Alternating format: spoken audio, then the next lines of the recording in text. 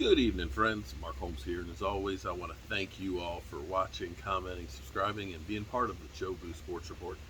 Without you guys, as well as you ladies, you know this literally does not work. Um, just finished my live stream. You don't know how much energy I get from doing live streams and having the interaction with you guys. For me, more than anything else, one of my goals in life is trying to help others. I try and do everything that I can possible to look out for others.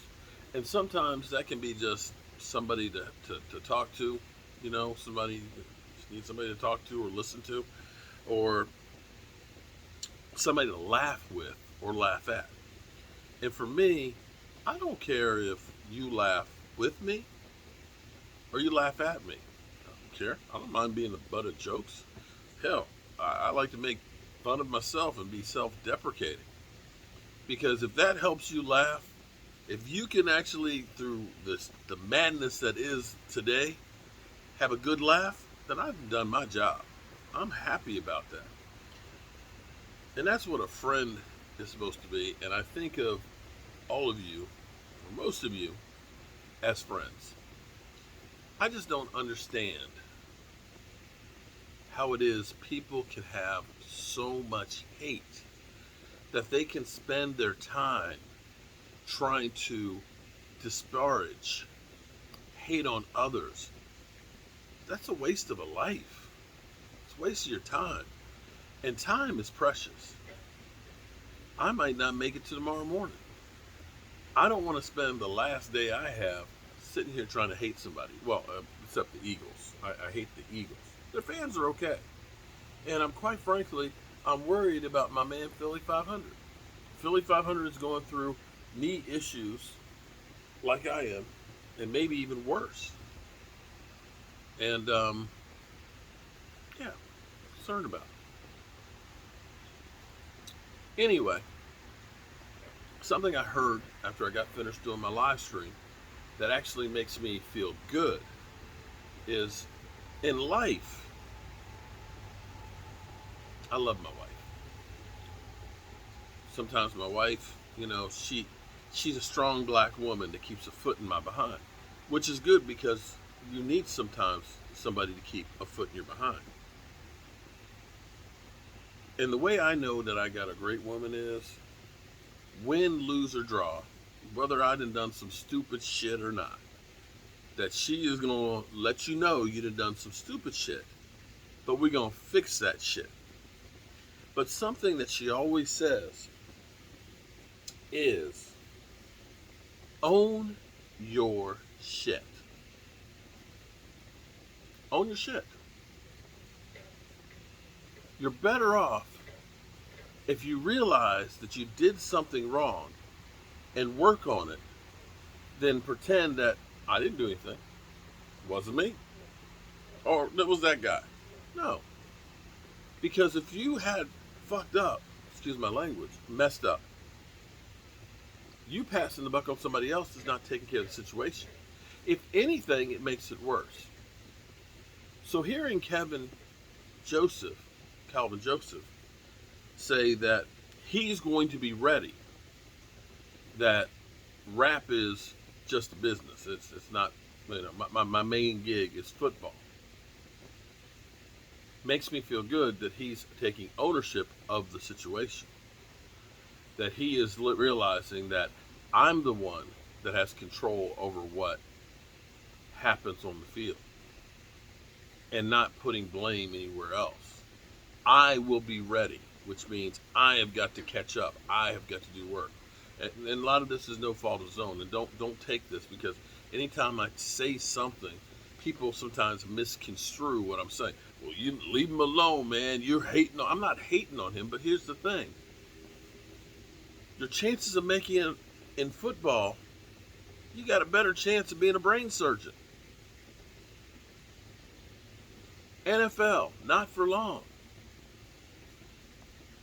If you don't perform, they'll find somebody else that will. And it don't matter who you are. It don't matter what you've done in the past. It matters what you're doing today and right now. Now, the advantage you pointed out, which is actually a great advantage. And an advantage that the Cowboys and very few other teams have on other teams is we talking about practice. Not a game now. We talking about practice. And as he put it, he's got to practice against some of the best wide receivers in football. Quite frankly, if you can succeed in practice, the games will be easier. You follow me?